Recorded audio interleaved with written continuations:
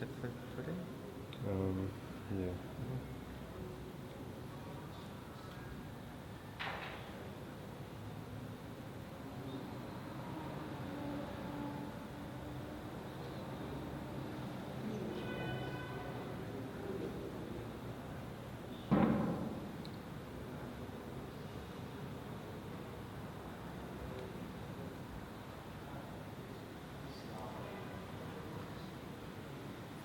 Turn the microphone, please. Yeah.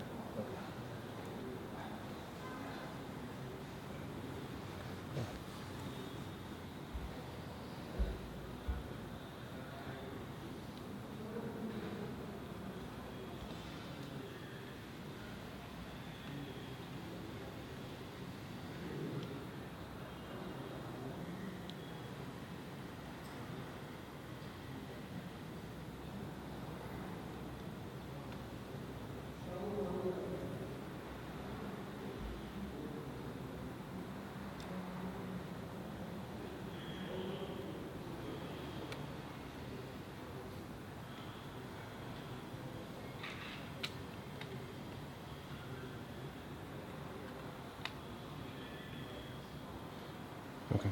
Okay.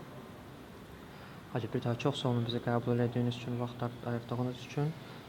Ümumi olaraq biz sizdən maraqlanmaq istəyirik ki, Azərbaycanda dini tolerantlıq mövzusu nə yerdədir? Bu haqda bizə qısa olaraq məlumat verin və daha sonra Xocalı faciəsi haqqında sizin bizə məlumat vermənizi istəyəcəyik.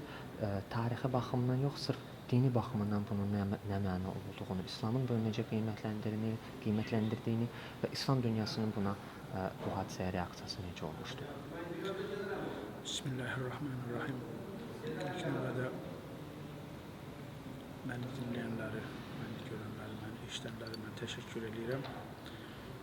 Bildiyiniz kimi Azərbaycan unikal bir dövlətdir. Tarixi baxımdan da və əhalinin yerləşdiyi mövqeyi baxımdan da həmişə müxtəlif dinlərin bir kəsişdiyi bir yer olub və həmişə də bir yerdə yaşayış tərzində yaşayıblar. Bugün də həmin vəziyyətdədir. Ölkənin prezidenti İlham Əliyev cənablarının bu ili multikultural ili elan edibdir. Bu multikultural ili elan etməyinə səbəb Azərbaycanın yaşayış tərzinin multikultural vəziyyətdə yaşamasıdır. Çünki dediyim kimi burada bir çox dinlərin insanları məskunlaşıblar, yaşayıblar. Hətta ən qədim tarixə biz nəzər salsaq, Yahudilər Fironun onlara qarşı olan mübarizəsindən qaçaraq bir neçə yerlərə dağılışıblarsa da, bunun bir nümunəsi də Azərbaycana gəliblər. Bugün belə hesab olunur ki, 2500 ildən artıq bir dövrdür ki, Yahudilər Azərbaycanda məskunlaşıblar. Bu, Azərbaycanda yaşayan o tarixi köklərə bağlanan Yahudilərin hamısı bunu təsdiqləyə bilərlər. Bunun özü nə deməkdir? Bunun özü odur ki, Azərbaycan multikultural bir şəraitdə yaşayıb, bütün dinlərə eyni münasibət bəslənib. Çünki hamısı bir ilahi bir baxımdan, ilahi bir Allahın göndərdiyi, yerə göndərdiyi bir dini əqidədir. Buna saf qəlblə nəzər salınır. Sonraki dövrlər müxtəlif samavi dinlərin yol açması, burada məskunlaşması, başqa dinlərin də burada yaşaması üçün şərait yaradıbdır. Bunun özü onu demək istəyir ki, Azərbaycan həmişə dini baxımdan, dini tolerantlıq baxımdan, dini dözümlülük baxımdan unikal bir dövlətdir və hər bir başqa bir ölkələrə nümunə olacaq bir ölkədir. Mən 2010-cu ili nəzərə salmaq istəyirəm ki, dünya din liderlərinin Azərbaycanda böyük bir sammiti keçirildi ki, heç bir ölkədə nümunəsi olmaya biləcək bir yerdir ki, dünya din liderlərinin rəhbərləri burada yığışdılar. Eyni zamanda Xristiyan aləminin Hristiyan aləminin 3 patriarxı Azərbaycana təşrif olundu. Bu, Azərbaycan tarixində çox unikal və yeganə bir hadisə idi. Bunun özü göstərdi və onlar da şahid oldular ki, Azərbaycan necə bir ölkədir. Hətta Hristiyan tarixində heç vaxt olmayan bir hadisə ki, patriarx məscidə girərək, məsciddəki dindarlarla görüşüb, onlara öz tövbəsini, öz sözlərini, öz fikirlərini çatdıra bilir. Yəni, bunun özü hər bir şeyi deyə bilir. Lakin Azərbaycan bu cürə unikal bir dövlət olmağına, tolerant bir dövlət olmağına baxmayaraq, mənfur qonşularımız həmişə bizə buna qısqanclıqla yanaşaraq bu haləti özləri üçün bir qəbahət kimi qəbul edib, Azərbaycanda yaşayan xalqları bir tərəfə qoyaraq, ancaq erməni xalqını, Erməniyə mənsub xalqların daha yüksək səviyyədə yaşamasını təmin etmək üçün müxtəlif fikirlərə düşürlər. Eyni zamanda bu torpaq məsələsidir ki, torpaqların müəyyən hissəsini süni yaranmış bir Ermənistan dövlətinə qoşulması üçün, şərait yaranması üçün Qarabağ məsələsini ortaya qoydular. Halbuki Qarabağda erməni millətinə mənsub xalqlarla bərabər Azərbaycan xalqı da yaşayırdı. Azərbaycan xalqından bugün bir nəfəri də həmin ərazidə qalmadı, hamısını köçürdülər. Eyni zamanda Ermənistanda tarixən çoxluq Azərbaycanlılar təşkil olunan bir xanlıqları məhv edərək erməniləşdirdilər. Hətta ərazilərin adlarını erməniləşdirməyə çalışdılar. Bununla kifayətlənməyən bir erməni özlərinin qəddar sifətini Xocalı hadisəsində göstərdi. Belə ki, heç bir dini, heç bir səmavi dinin qəbul edə bilməyəcəyi bir işləri gördülər. Qətliam törətdilər, soyqırım törətdilər. Yəni, bir qəsəbəni, bir şəhəri tamamilə demək olar ki, əhalisini məhv elədilər. Bugün dünya xalqları, dünya millətləri, böyük bir gücə malik dövlətlər bugün insan hüquqlarından danışırlar. Amma insan hüquqlarından danışarkən Xocalının bu cür soyqırımını göz ardına vururlar. Əlbəttə, bu ikili bir standartdır. İkili bir standartdır.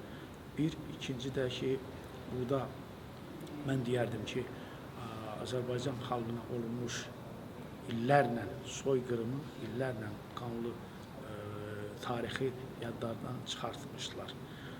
Bu yeni bir qanı soymamış bir qətliamı bugün yaddan çıxartmaq üzrədirlər.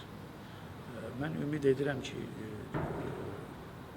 dünya xalqları bir daha buna nəzər salacaqlar və erməni mənfur bir siyasətçilərin törətdikləri o soyqırımı yenidən bir nəzərdən keçirib tarixi bir yaddaşa salaraq onun bugünkü qiymətini verə biləcəklər. Çünki bu, deyək ki, bir dövrlər Böyük Vətən müharibəsi illərində Yahudi xalqını bir soyqırıma məruz qoymuşlarsa da, o öz qiymətini aldı. Və Allah Teala bu soyqırımı, Xocalı soyqırımının da bir gün qiymətini verdirəcəkdir. Bu, sadəcə olaraq biz istərdik ki, bizim yaşadığımız bir dövrdə bunun nəticələrini görə bilək. Bunun soyqırım olaraq qəbul olunmasını və o soyqırımı törədənlərin onu nə cür törətmişlərsə də onun əziyyətinin özlərinin də çəkməsini görə bilərdik. Çünki bu görünməsə insan tarixən belə baxımda öz əziyyəti çəkməsə onun nə olduğunu bilmir. Bugün onlar, deyək ki, erməni xalqı, erməninin adi bir xalqı bilir nə deməkdir. Çünki bugün Qarabağda gedən ara sıra atışmalarda bunların da günahsız uşaqlar məhv edilir. Amma bu, böyük siyasətçilərin gətirdiyi bir şəraitdir ki, onlar da ona gedir. Bunun qarşısının alınması üçün dünya dövlətləri öz əməl işlərinə keçməlidirlər, əməl işlərini görməlidirlər. İlham Əliyev cənablarının böyük səyi nəticəsində bugün Azərbaycan dünya miqyasında tanınmağa başlandı. tanınandan sonra burada olan hadisələrə yavaş-yavaş qiymət vermək məcburiyyətində qalırlar. Ümid edirəm ki, bu qiymətlər yaxın vaxtda gələcəkdir. Öz haqlı qiymətini, həqiqi qiymətini verəcəkdir. Mən istərdim ki, həmçinin Avropa xalqları, xüsusən Amerika, Xocalının nə olduğunu, orada törədilmiş qətliamın nə olduğunu, hətta körpə uşaqlı, günahsız uşaqların necə qətl edildiyini və ahıl kişilərin, ahılların necə qətl edildiyini görərdilər. Yəni onlar silahsız, əlində heç bir şey yox, kiməsə də qarşı durmaq imkanı olmayan bir adamın qətl edilməsi bu tamamilə insanlığa sığmayan bir şeydir. Bütün dünya millətləri kimi müsəlman dünyası da əlbəttə bu günə qədər öz sözünü deyib və deməkdədir. Lakin bu sözün arxasında əlbəttə ki, böyük gücə malik olan dövlətlər durmalı və deməlidirlər. Çok sağ olun hocam. Would you like me to translate or you have some questions? Can you just give the rough overview of what he was talking about? Yeah. What was the question asked? I asked him to talk about how Islam in our country, like Islam in the world, what kind of comment can they made about the Hojala genocide? What do you think from Islam side? What's that mean to killing the innocent people? He's starting about that religion tolerance in Azerbaijan starts from ages ago, but this tolerance come to this conclusion not in 1 second, not in 1 year. Even for this kind of development, for this kind of religion tolerance, Azerbaijan has like a bloody history of his life. One of the points is the Hojala massacre. He made that he won't believe like a religion person that there will be someday when all around the world, not exactly the Islamic states, exactly Europe, exactly the United States, will stop closing their eyes on what happened in Hojala, because when they're talking about human rights all around the world, they're just closing eyes on the human rights of those innocent people who were killed in one night. What kind of sins may have innocent women, children, and elder person? Why their rights are not human rights? Their rights shouldn't be protected. Their rights shouldn't be let's say rise up that you were killing innocent people. He stressed it like by the support of the state, of the government, of the president. Right now, a lot of countries all around the world have quite big information about the Hojala massacre. Some of them already recognize it like a massacre. He pointed that during the Second World War, fascists killed approximately around 6 million Jewish people, but in one night the Armenian kills around 600 persons. Of course, the number is quite different. Where is the 6 million? Where is the 600? But it's no matter. It's a life. It's a human life. It's uncountable thing. One person life or 6 million person life. Both of them must be very important to protect, and very important to they have a right to live, to see their life. Mm-hmm. Can you ask, being a man of faith, as you can tell him Jeff and I are, what he thinks it is in human nature that can make a people, and we've talked to survivors, they were living okay to each other, and they said they never thought such cruelty could come out of their neighbors. Ask him to describe what he thinks it is in human nature that can take somebody who gets along fine, and then one night can come and kill women and children. Hacı, biz bugünə qədər bir çox Xocalıdan qaçmış insanlarla müsahibə eləmişik. Onların dediklərinə əsasən Azərbaycanlılarla ermənilər Xocalıda kifayət qədər yaxşı yaşayıblar bir yerdə. Yəni öz dilimizdə desə qapı qonşuları olub və heç bir narazıçılıq və arada heç bir münaqişələr olmayıb. Siz necə fikirləşirsiniz? İnsan təbiəti ümumiyyətlə belə bir şey mümkündürmü ki, insan təbiəti bir gecədə dəyişsin ki, o əlinə silah alıb, siz dediniz ki, günahsız qadın, uşaq və ahılları öldürsün. Yəni bu insan təbiətidirmi? Mən bayaq müsahibəmdə də dedim, bir daha deyirəm. Bu adi bir ermənilərin, adi bir erməni xalqına mənsub insanların işi deyil. Qəddarlaşmış, separatçı bir ermənilərin, siyasətçilərin işidir. Və orada iştirak edən, o qırğında iştirak edən də o separatçılığa qoşulan insanların işidir. Bunlar əlbəttə ki, onların gözləri ancaq qan tökmək, qırğın eləmək və hansısa da bir əhalinin yaşadığı bir yerə sahib durmaq məqsədidir. İnsan bu dünyada heç nəyə saxlaya bilməyəcək. Gedərkən heç bir şey əlində qalmır. Hamısı burada qalır. Amma qaldı elədiyi bu tökdüyü qanunların xatirəsi qalır. Sözsüz ki, bu separat fikrinə düşən ermənilərin işidir və onların əlaltılarının işidir. He pointed that he cannot say that all Armenians are